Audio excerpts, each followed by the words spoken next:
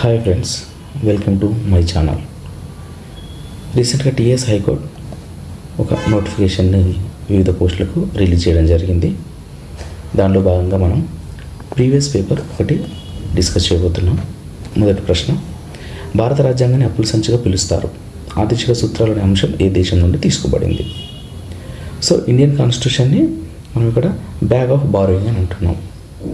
Bag of borrowing. ఆదేశిక సూత్రాలు, direct principles of state policy అంటారు. ఆదేశిక సూత్రాలు అంటే డిపిఎస్పి అనే అంశాన్ని ఏ దేశం నుండి తీసుకోబడింది? So what is the source of DPSP, from which country it has been taken? Here the answer is Ireland. ఆదేశిక సూత్రాలను ఐర్లాండ్ దేశ కాన్స్టిట్యూషన్ నుండి, రాజ్యాంగం నుండి తీసుకోవడం జరిగింది. ఈ భారత రాజ్యాంగాన్ని అప్పుల సంచి, బ్యాగ్ ఆఫ్ బారోయింగ్ అని అన్న వ్యక్తి ఐవరీ జెన్నింగ్స్. దీనికి బిఆర్ అంబేద్కర్ గారు దీనికి కౌంటర్గా భారత రాజ్యాంగాన్ని వివిధ దేశాల రాజ్యాంగాల నుండి కొల్లగొట్టబడింది అని సగర్వంగా చెప్తున్నారు. ఎందుకంటే అప్పటి వరకు మనకు గవర్నమెంట్ అనేది లేదు. ఎప్పుడైతే మనకు ఇండిపెండెన్స్ వచ్చిందో మన రాజ్యాంగం రాసుకున్నాం. మనకంటే ఒక గవర్నమెంట్ కావాలి, ఎలక్షన్స్ ఇవన్నీ ఉన్నాయి. సో మనం రాసుకున్న వెరీ ఫస్ట్ టైం రాసుకున్నప్పుడు మనకు అంతకుముందు మనకు ఫండమెంటల్ రైట్స్ లేవు, డిపిఎస్పి ఆదేశిక సూత్రాలు లేవు, రాజ్యాంగం లేనప్పుడు దానికి పీఠిక ఉండదు.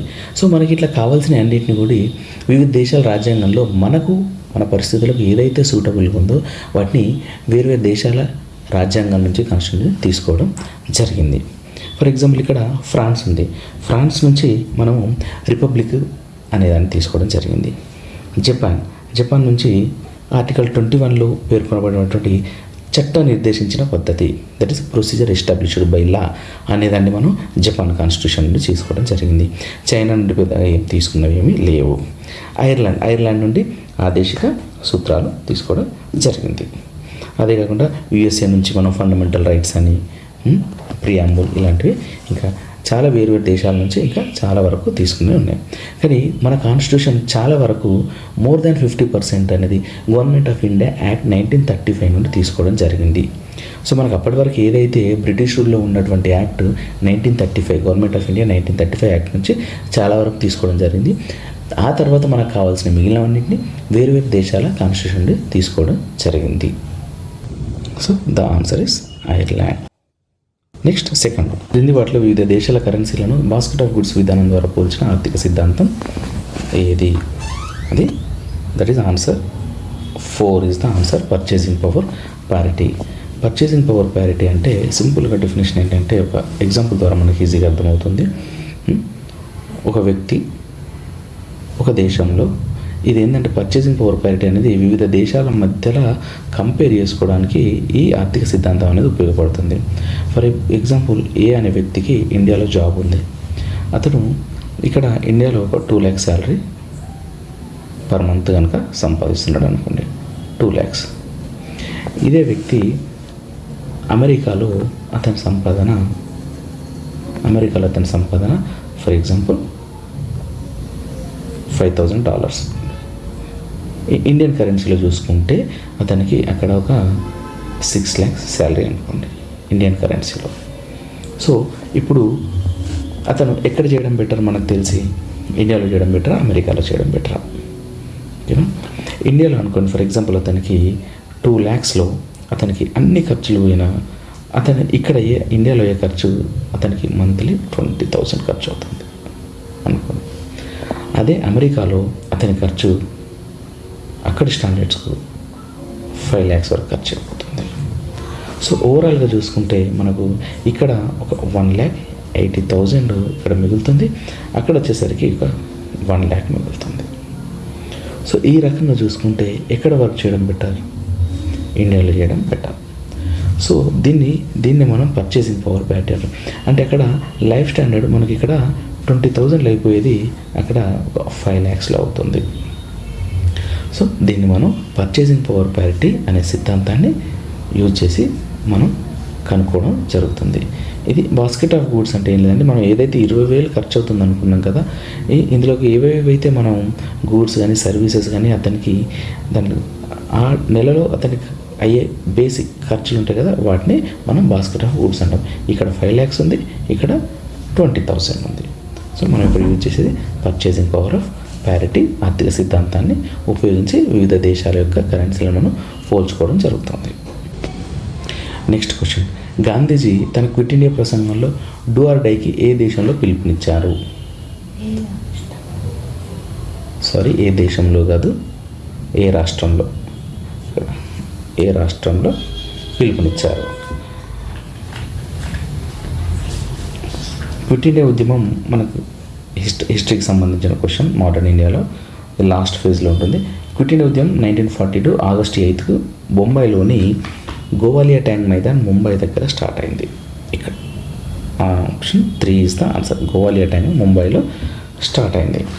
క్విట్ ఇండియా ఉద్యమాన్ని భారత్ చోడో, ఆగస్టు ఉద్యమం, 1942 తిరుగుబాటు అని కూడా అంటారు.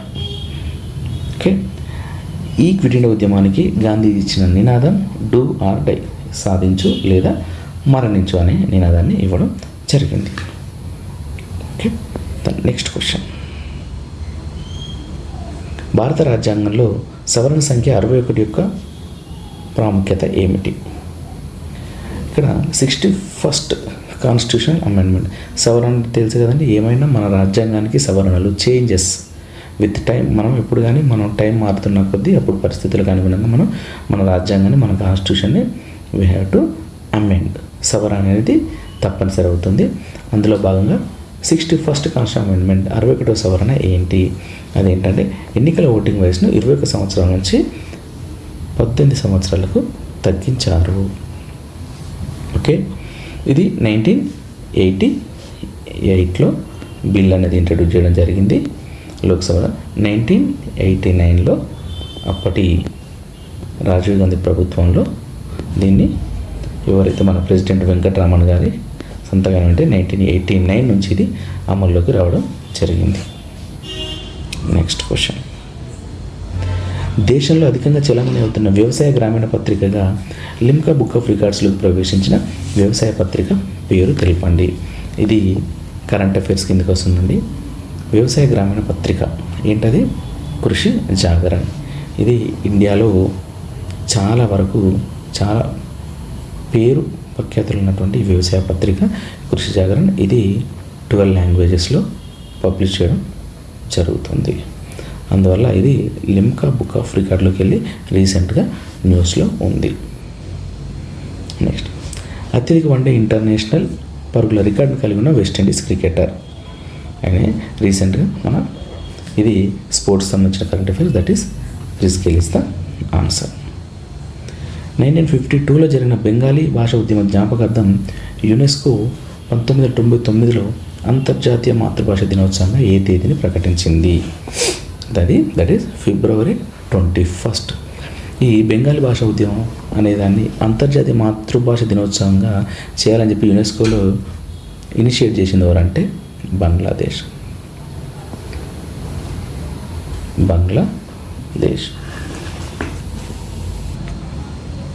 ఎందుకంటే బంగ్లాదేశ్ బెంగాల్ని కూడా లాంగ్వేజ్ని గుర్తించాలి, బెంగాలీ లాంగ్వేజ్ని అని చెప్పేసి వాళ్ళు 1952 February 21 వాళ్ళు ప్రొటెస్ట్ చేయడం వల్ల దాన్ని ఒప్పుకున్నారు. అందువల్ల ఈ February 21 యునెస్కో 1999లో బెంగాలీ భాష ఉద్యమం దాని గుర్తుగా అంతర్జాతీయ మాతృభాష దినోత్సవంగా ప్రకటించడం జరిగింది.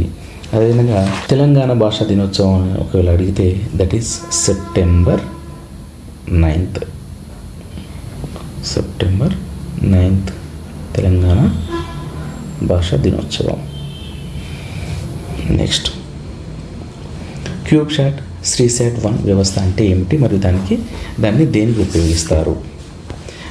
ఇది రీసెంట్గా కరెంట్ అఫైర్స్ అండి. ఇది వాతావరణ పరిమితులను కొలవడానికి సెన్సార్లతో బెలూన్ ఆధారిత పర్యావరణ పర్యవేక్షణ వ్యవస్థ. ఇది మన శ్రీనిధి ఇంజనీరింగ్ కాలేజ్ వాళ్ళు, శ్రీనిధి కాలేజ్ ఆఫ్ ఇంజనీరింగ్ వాళ్ళు, మన హైదరాబాద్లో ఇంజనీరింగ్ కాలేజ్ వాళ్ళు ధృవ అనే ఒక స్పేస్ వాళ్ళతో టైఅప్ అయిపోయి దీన్ని క్యూబ్సాట్ 3SAT అనే వ్యవస్థను డెవలప్ చేయడం జరిగింది. ఇది రీసెంట్ కరెంట్ అఫైర్. వాతావరణ పరిమితులను కొలవడానికి సెన్సార్లతో బెలూన్ ఆధారిత పర్యావరణ పర్యవేక్షణ వ్యవస్థ ఇది. నెక్స్ట్ క్వశ్చన్, భారతదేశంలో ఉన్న ప్రపంచంలోనే అతిపెద్ద బ్రేకింగ్ షిప్ యార్డ్ పేరు, బ్రేకింగ్ షిప్ యార్డ్ పేరు తెలపండి. That is Alang Gujarat. Breaking shipyard. ఇదేంటంటే ఇక్కడ చాలా వరకు ఏవైతే ఓల్డ్ కానీ రినోవేషన్కి రెడీ ఉన్నాయి కానీ అట్లాంటివి ఇంకా డిస్మాంటిల్ చేయాలన్నా కూడా ఒక మనకు స్పెషల్గా ఒక పోర్ట్ యార్డ్ ఉంది, అదే అలంగ్ గుజరాత్. ఇది కూడా కరెంట్ అఫైర్స్ కిందకి వస్తుందండి క్వశ్చన్. క్రింది వాటిలో ఏది జైద్ పంటకు ఉదాహరణ? జైద్ పంట అంటే సమ్మర్లో పండేటువంటి పంటలను జైద్ పంటలు అంటారు. ఇది జనరల్గా మార్చ్ టు జూన్ అనేది ఉంటుంది. దీని సీజన్లో జనరల్గా మనకి ఏంటంటే దోసకాయ, వాటర్ మిలన్స్, మస్క్ మిలన్స్ ఇట్లాంటివన్నీ కూడా జైద్ పంటలకు ఉదాహరణ. మనకి ఇక్కడ ఉన్న ఎగ్జాంపుల్స్లో ఉన్న ఆప్షన్స్లో పుచ్చకాయ is the correct answer. Next, Makar Sankranti పవిత్ర దినోత్సవం సందర్భంగా అర్ధకుంభమేళ యొక్క మొదటి రాజస్నానాన్ని ఏమంటారు? ఇది కూడా న్యూస్ పేపర్లో కరెంట్ అఫైర్స్ రీసెంట్గా మనం ఎవ్రీ సంక్రాంతికి ఈ కుంభమేళా టైంలో మనం న్యూస్ పేపర్లో చూస్తుంటాం. ఈ మొదటి రాజస్నానాన్ని షాహీ స్నాన్ అంటారు. రైతులకు స్వల్పకాలిక అధికారిక రుణాన్ని అందించే లక్ష్యంతో 1998లో ప్రారంభించిన పథకం పేరు తెలపండి. దట్ ఈస్, ఇది కూడా మనం న్యూస్లో చాలా వరకు విన్నదే, కిసాన్ క్రెడిట్ కార్డ్ కేసీసీ పథకం. ఇదేంటంటే షార్ట్ లోన్స్, అప్పటికప్పుడు స్వల్పకాలిక లోన్స్ కోసం అందించే లక్ష్యంతో గవర్నమెంట్ స్టార్ట్ చేసింది. That is Kisan credit card పథకం. నెక్స్ట్ వన్, క్రింది వాటిలో శాస్త్రీయ దక్షిణ భారత చిత్రలేఖనాల యొక్క అత్యంత ప్రాచుర్యం పొందిన రూపాల్లో ఒకటైన మరియు సెమీ విలువైన రాళ్ళు, ముత్యాలు, గాజు ముక్కలు, అలంకారాలు కలిగి ఉండేటి ఏంటి? ఇది కూడా మనం న్యూస్లో అప్పుడప్పుడు చూస్తుంటాం. ఇది హిస్టరీకి సంబంధించిన ఆర్ట్ కల్చర్ కిందకి మనం ఆర్ట్ పెయింటింగ్లో వస్తుంది. That is Thanjavur painting. Thanjavur ఇది తమిళనాడులో ఉంది. ఇదేంటంటే వాళ్ళు ఫస్ట్ ఒక పెయింటింగ్ను ఒక పేపర్ మీద డ్రా చేసిన తర్వాత అది 2Dలో ఉన్న బొమ్మని వీళ్ళు ఈ విలువైన రాళ్ళు కానీ, ముత్యాలు కానీ, ఏవైనా ఐటమ్స్ వాటి మీద పేస్ట్ చేసి దాన్ని 3D ఫామ్లోకి తెచ్చి ఒక అద్భుతమైన painting. That is Thanjavur painting. Next one, ప్రతిభావంతురాలు, తెలివైనది, ధైర్యవంతురాలు, అద్భుతమైన పాలకురాలు మరియు గొప్ప యోధురాలు కూడా అయినటువంటి దక్షిణాసియా యొక్క మొట్టమొదటి మహిళా ముస్లిం పాలకురాలు ఎవరు? ఆమె ఎవరో కాదు, ఇది మనకు తెలిసిన ఆమె, చాలా famous. That is Razia Sultana. Delhi సుల్తాన్లో ఉన్నటువంటి మొట్టమొదటి మహిళా ముస్లిం పాలకురాలు ఆమె రజియా సుల్తానా. నెక్స్ట్ క్వశ్చన్, ఈ క్రింది వాటిలో ఏది బౌద్ధ మతంలోని త్రిరత్నంలో భాగం కాదు? బౌద్ధ మతంలో త్రిరత్నం, ఇది కూడా హిస్టరీకి సంబంధించింది. త్రిరత్నంలో మనకు వచ్చేటి ఏంటంటే బుద్ధ, ధర్మ,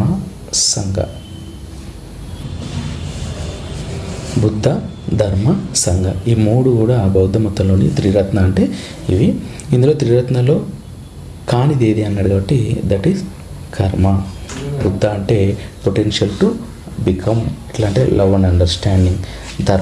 ధర్మ అంటే టీచింగ్స్ ఆఫ్ బుద్ధ, అతని బోధనలు. సంఘ అంటే సంఘం, that is community, creation of community. ఇవి త్రిరత్నంలోని భాగాలు. నెక్స్ట్ క్వశ్చన్, అశోక చక్రవర్తిని బౌద్ధ మతం వైపు మళ్లించి తర్వాత బౌద్ధ మతం యొక్క గొప్ప అనుచరుడిగా మార్చిన యుద్ధం. ఇది చాలా వరకు అందరికీ తెలిసే ఉంటుంది. అది కళింగ యుద్ధంతో అశోకుడు మారిండు, బౌద్ధ మతంలోకి వెళ్ళి చాలా వరకు చేసినని మనం చాలా వరకు వినే ఉంటాం. అది కళింగ యుద్ధం. ఈ యుద్ధంలో సుమారు 1,00,000 మంది చనిపోయినట్టు, దాన్ని చూడలేక అతను నాన్ వైలెన్స్ పీస్ను ఫాలో అవుతున్నట్టు, శాంతి అహింసను అప్పుడే ఫాలో అయిన గొప్ప వ్యక్తి. Non violence peace. తర్వాత వీటిని గాంధీ గారు కూడా మన నేషనల్ మూమెంట్లో మనం చూస్తాం. తర్వాత ఇదే పద్ధతిని గాంధీ గారు కూడా ఫాలో అయ్యారు. నెక్స్ట్ క్వశ్చన్, ధరలు మరియు వినియోగదారుల ఆదాయం వంటి ఇతర ఆర్థిక చరరాశుల ఒక వస్తువు కొరకు డిమాండ్ ఎంత ప్రభావవంతంగా మారుతుందో సూచించేది. ఇది డిమాండ్ చేసిన పరిమాణాలను మార్పు శాతంతో మరొక ఆర్థిక చరరాశిలో మార్పు శాతంతో భాగింపవడం ద్వారా గణించబడుతుంది. ఇది ఎకనామిక్స్కి సంబంధించిన ప్రశ్న. ఇది ఆదాయం అంటే ఇతర ఆర్థిక చరరాశిలో ఒక వస్తువు కొరకు డిమాండ్ సప్లై. ఓకే, దేని మీద ఇదేం చెప్తుందంటే సూచించేది డిమాండ్ యొక్క స్థితిస్థాపకత. దీన్ని మనం price of elasticity of demand అని కూడా అంటాము. సింపుల్.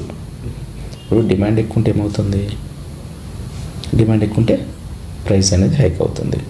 డిమాండ్ తక్కువ ఉంటే ఏమవుతుంది?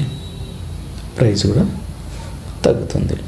ఇదే డిమాండ్ యొక్క స్థితి స్థాపకతను తెలిపే సిద్ధాంతం.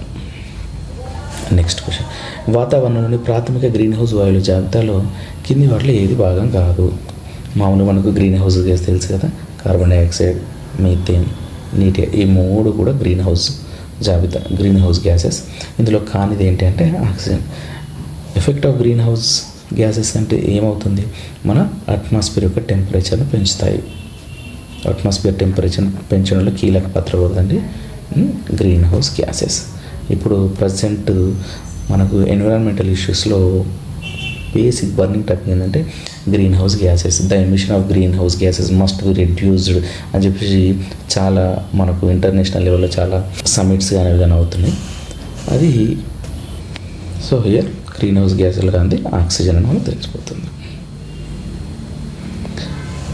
అక్టోబర్ 2017లో పదవి విరమణ చేసిన భారతదేశ అతిపెద్ద బ్యాంక్ అయిన స్టేట్ బ్యాంక్ ఆఫ్ ఇండియా ఎస్బీఐకు కొత్త చైర్పర్సన్ నాయకత్వం వహించిన తొలి మహిళ. ఇది కూడా కరెంట్ అఫైర్స్ ఉంది. ఎస్బీఐకు కొత్త చైర్పర్సన్ మహిళ ఎవరంటే అరుంధతి భట్టాచార్య. ఇక్కడ నలుగురు ఇచ్చారు, నలుగురు కూడా మహిళలే. చందాకు వచ్చారు, ఐసిఐసిఐ బ్యాంకు పనిచేశారు. ఐసిఐసిఐ శిఖా శర్మ వచ్చేసి యాక్సిస్, నయనలాల్ కిద్వాయ్ హెచ్ఎస్బిసి.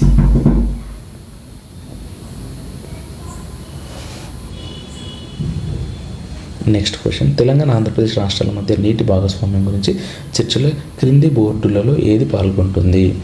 మనకు 2014 తర్వాత ఎప్పుడైతే తెలంగాణ స్టేట్ ఫామ్ అయిందో అప్పుడు ఇట్లాంటి వివాదాల కోసం నీటి భాగస్వామ్యం గురించి ఒక బోర్డుని ఏర్పడింది. That is Krishna river management board. Next question, Uttarakhand రాష్ట్రం యొక్క రెండవ అధికారిక భాష ఏంటి? ఉత్తరాఖండ్ యొక్క మొదటి అధికారిక భాష వచ్చేసి హిందీ, రెండవ అధికారిక భాష వచ్చేసి సంస్కృతం. ఓకే, ఉత్తరాఖండ్ దేనికి ప్రసిద్ధి అంటే ఇక్కడ టెంపుల్స్ కానీ కల్చర్ కానీ చాలా ఫేమస్. సో అందువల్ల ఇక్కడ సంస్కృతాన్ని రెండవ అధికారిక భాషగా గుర్తించబడడం జరిగింది. ఈ ఉత్తరాఖండ్తో పాటు రెండవ అధికారిక భాషగా హిమాచల్ ప్రదేశ్ కూడా సెకండ్ లాంగ్వేజ్గా ఉంది. హిమాచల్ ప్రదేశ్. ఓకే, 2019 జూలైలో కింది వాటి ఏ ఆపరేషన్లో 541 మెంబర్స్ పిల్లల్ని రక్షించి వారి కుటుంబాలకు అప్పగించారు? 540 మంది పిల్లల్ని రక్షించి వాళ్ళ కుటుంబాలకు అప్పగించారు. ఏ operation? That is operation Muskaan. ఈ ఆపరేషన్ ముస్కాన్ అనేది తెలంగాణ స్టేట్ పోలీస్ డిపార్ట్మెంట్ వాళ్ళు చేపట్టిన ఆపరేషన్. ఈ ఆపరేషన్లో భాగంగా 541 మంది పిల్లల్ని ఎవరైతే అనాథలు కానీ ట్రాఫికింగ్లో ఎవరన్నా ట్రాఫికింగ్ దొరికిన కానీ చైల్డ్ లేబర్ కానీ ఇట్లాంటి వాళ్ళను తీసుకుని వాళ్ళ వల్ల కుటుంబాలకు అప్పగించడం జరిగింది. నెక్స్ట్ క్వశ్చన్, భారత రాజ్యాంగాన్ని రాజ్యాంగ సభ ఆమోదించి మరియు స్వీకరించిన తేదీ ఏది? భారత రాజ్యాంగాన్ని మనం రాయడం మొదటి తర్వాత కంప్లీట్ అయిన తేదీ 26 నవంబర్ 1949 రోజుతో కంప్లీట్ అయిపోయింది. ఆ రోజున మనం రాజ్యాంగ సభను ఆమోదించారు మరియు స్వీకరించారు. కానీ దీన్ని ఆచరణలోకి తెచ్చింది మాత్రం జనవరి 26, 1950. అందుకే దీన్ని మనం రిపబ్లిక్ డేగా సెలబ్రేట్ చేసుకుంటున్నాం. కానీ ఇక్కడ అడిగిన క్వశ్చన్ ఏంటి? ఆమోదించింది మాత్రం 26 నవంబర్ 1949. ఈరోజు మనం కాన్స్టిట్యూషన్ డేగా కూడా సెలబ్రేట్ చేసుకుంటాం. కాన్స్టిట్యూషన్ డే, రాజ్యాంగం రోజు, రాజ్యాంగం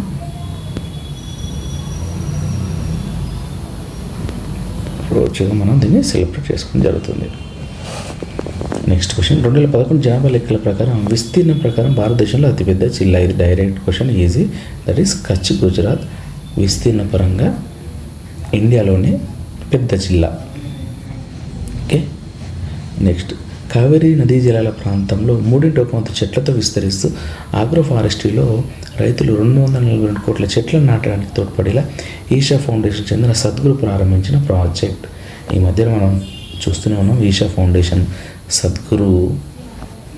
ఈయనే కావేరీ నదీ జలాల ప్రాంతంలో 3/1 చెట్లతో విస్తరించాలని ఆగ్రో ఫారెస్ట్రీలో ఇన్ని కోట్ల చెట్లను నాటడానికి 242 crores ప్లాంట్స్ నాటడానికి అతను తోడ్పడేలా చేసిండు. ఇది రీసెంట్గా న్యూస్లో ఉంది.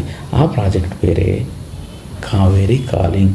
కావేరీ నది పేరు మీద కావేరీ పిలుస్తుంది అన్నట్టుగా కావేరీ కాలింగ్ అనే ప్రాజెక్ట్తో 242 చెట్లు నాటడానికి తోడ్పడడం ఎవరు? ఈషా ఫౌండేషన్ వాళ్ళు, సద్గురు. నెక్స్ట్ క్వశ్చన్, బ్రిటిష్ వారిని భయపెట్టి గ్వాలియర్ని స్వాధీనం చేసుకోవడానికి ఝాన్సీకి చెందిన రాణి లక్ష్మీబాయితో కలిసి పనిచేసినటువంటి 1857 నాటి గెరిల్లా హీరో పేరు. ఇది కూడా మనం చాలా వరకు చూసినాం, సినిమాలు కూడా ఉన్నాయి. ఆయనే తాంతియా తోపే.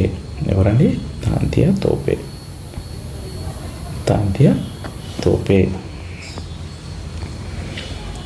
నెక్స్ట్ క్వశ్చన్, 15,000 మంది ఉద్యోగులు ఉంటూ మరియు బరువు పరంగా కొలిస్తే ఈ భవనంలో ఈఫిల్ టవర్ కంటే 2.5 రెట్లు ఎక్కువ, 2.5 రెట్లు ఎక్కువ ఉండే ఏ బహుళజాతి సంస్థ తన అతిపెద్ద క్యాంపస్ను 2019 ఆగస్టులో హైదరాబాద్లో ప్రారంభించారు. ఇది కూడా రీసెంట్ కరెంట్ అఫేర్ అండి. ఆ టైంలో ఒక ఎంఎన్సి కంపెనీ, బహుళజాతి కంపెనీ అనేది హైదరాబాద్లో స్టార్ట్ చేయడం జరిగింది. చాలా పెద్ద క్యాంపస్, దట్ ఈస్ అమెజాన్.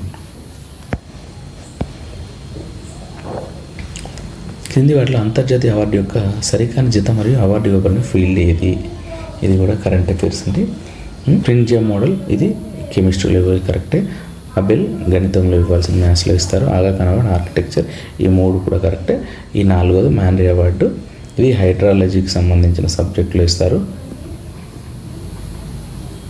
మరి ఓషన్కి సంబంధించింది కానీ ఇట్లాంటి దీని మీద ఎవరైనా రిలేటెడ్గా ఎవరైనా రీసెర్చ్ కానీ దానికి సంబంధించిన సబ్జెక్ట్ మీద ఇవ్వాల్సింది మ్యాన్రీ అవార్డు, సైకాలజీకి కాదు.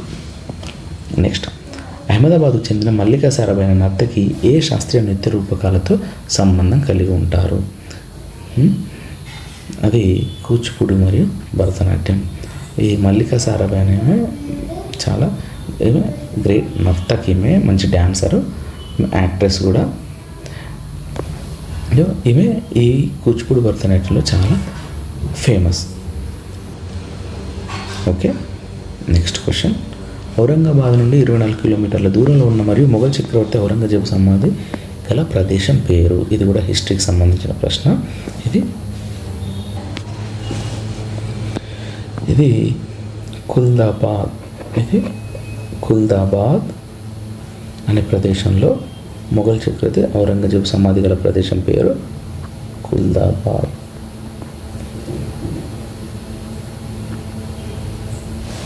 ఓకే. నెక్స్ట్, ప్రయాణికుల నుండి అభిప్రాయాన్ని సేకరించడానికి తెలంగాణ రాష్ట్ర రోడ్డు రవాణా సంస్థ టీఎస్ఆర్టీసీ ప్రతి నెల నిర్వహించే కార్యక్రమం యొక్క పేరు. ఇది మనం చాలా వరకు విన్న question. That is dial your RTC అనే ప్రోగ్రామ్ని వీళ్ళు స్టార్ట్ చేయడం జరిగింది.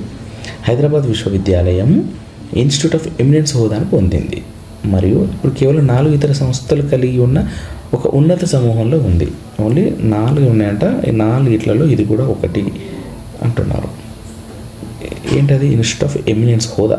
ఇన్స్టిట్యూట్ ఆఫ్ ఎమినెన్స్ అనే హోదా ఓన్లీ 4 మాత్రం ఉంది. ఆ 4 మన హైదరాబాద్ విశ్వవిద్యాలయం, యూనివర్సిటీ ఆఫ్ హైదరాబాద్ కూడా ఉంది. అయితే ఆ 4 ఈ కలిగి ఉన్న సమూహం కింద 4 ఇతర సంస్థలు, ఇందులో ఒకటి ఉంది అంట. అది ఏది? అది బనారస్ హిందూ విశ్వవిద్యాలయం. ఇప్పుడు రీసెంట్గా ఐఐటి ముంబై కూడా ఇన్స్టిట్యూట్ ఆఫ్ ఎమినెన్స్ అనే హోదాను కలిగి ఉంది. కానీ ఇక్కడ ఇచ్చిన క్వశ్చన్ కేవలం 4 ఇతర సంస్థలు కలిగి ఉన్న ఆ టైం వరకు ఓన్లీ 4 మొదటి 4 దాన్ని అడిగింది కాబట్టి దట్ ఈస్ బెనారస్ హిందూ విశ్వవిద్యాలయం. విస్తీర్ణ పరంగా రాజస్థాన్ తర్వాత భారతదేశంలో 2వ అతిపెద్ద రాష్ట్రం అది మధ్యప్రదేశ్. అన్నిటికన్నా పెద్దది రాజస్థాన్, విస్తీర్ణంలో పెద్దది రాజస్థాన్, తర్వాత మధ్యప్రదేశ్, ఆ తర్వాత మహారాష్ట్ర, ఆ తర్వాత యూపీ. సో ఇక్కడ మనకు అడిగింది సెకండ్ ఇది కాబట్టి సెకండ్ మధ్యప్రదేశ్. 1828లో అధినివేశ ప్రతిపత్తి ఇవ్వడం ఆధారంగా స్వతంత్ర భారతదేశం కోసం భవిష్యత్తు రాజ్యాంగమైన కాంగ్రెస్ పార్టీ యొక్క నెహ్రూ నివేదికను ఎవరు రాశారు? ఈయన నెహ్రూ నివేదికను ఎవరు కాదండి, మోతీలాల్ నెహ్రూ రాశారు. ఎందుకంటే ఈయన భవిష్యత్తుకు అవసరమైన రాజ్యాంగం కాంగ్రెస్ పార్టీకి అధినివేశ ప్రతిపత్తి ఇవ్వడం ఆధారంగా దీనికోసం మనలో ఫస్ట్ నుంచి హిస్టరీలో మనది దీనికోసం వాళ్ళు ప్రయత్నం చేశారు. Dominion status.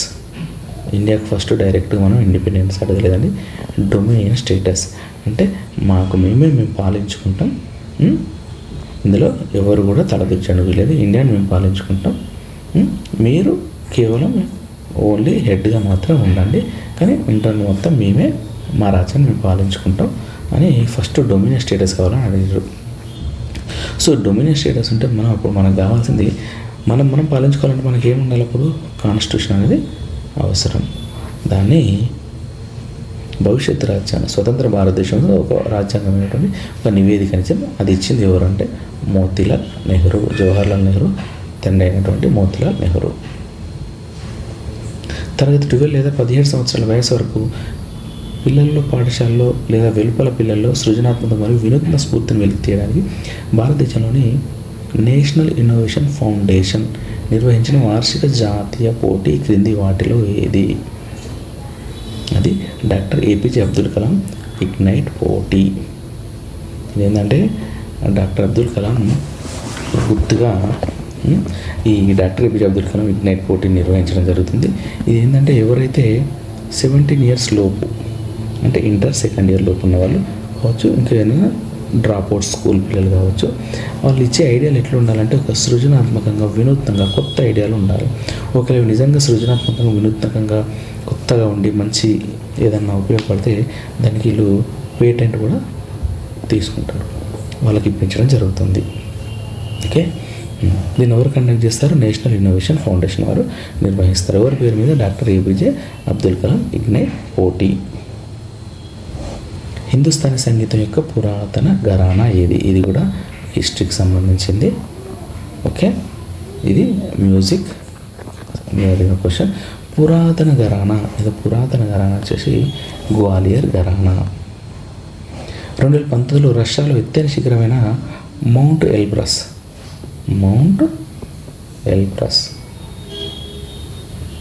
అధిరోహించి భారతదేశంలోని మొట్టమొదటి ట్రిపుల్ యాంపిటీగా గుర్తింపు పొందిన హైదరాబాద్ నివాసి అయిన ప్రైవేట్ ఉద్యోగి పేరు. ఇది కూడా రీసెంట్గా న్యూస్లో ఉంది.